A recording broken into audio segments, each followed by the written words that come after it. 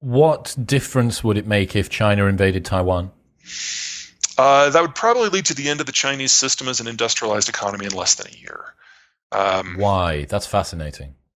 It's an open question of whether or not the Chinese could pull it off. And with the Ukraine war, we finally got some good signposts of what it might look like.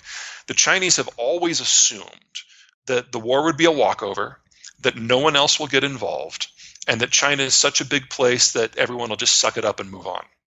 Well, that clearly hasn't happened with Ukraine.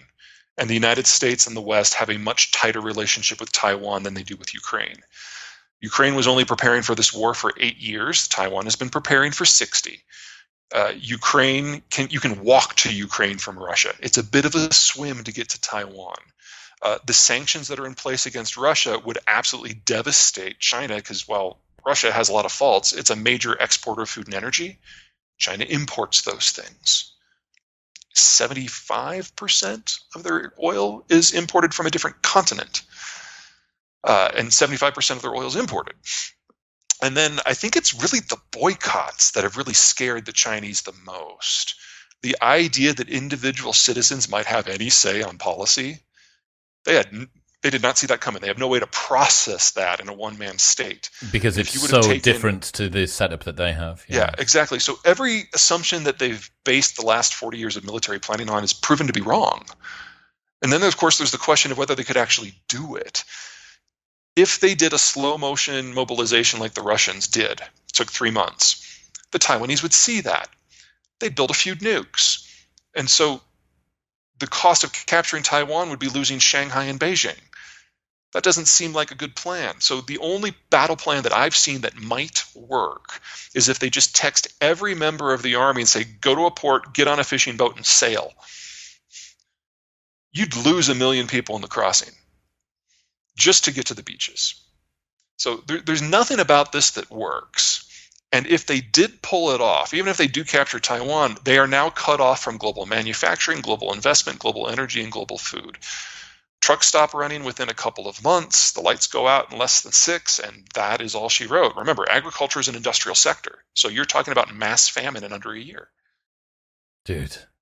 Now, normally I'd say the Chinese aren't stupid. They wouldn't do this. But it's a one-man show now.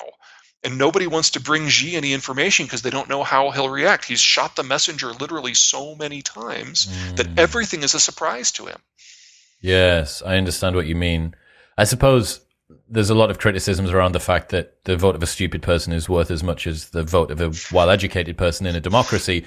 But the problem is, if you condense all of that power down to a single individual, the decision of an angry or grumpy individual is the same as them on a good day, or them if they were less idiotic or somebody else had got to power. So yeah, I suppose it's a forcing function that condenses all of these things down to one individual human that is just as fallible as the rest of it, maybe even more fallible. And if that one human is perfect every time, okay. But even a minor mistake just cascades through the system, and it's a full cult of personality. So, we've got basically people who are zealously trying to do what they think Xi wants them to do. And just one of the more inane ones is seeing teams of people in hazmat gear disinfecting airport runways because they think that's what you have to do for COVID.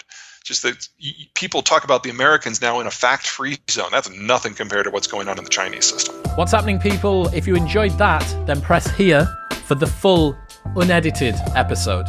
And don't forget to subscribe. Peace.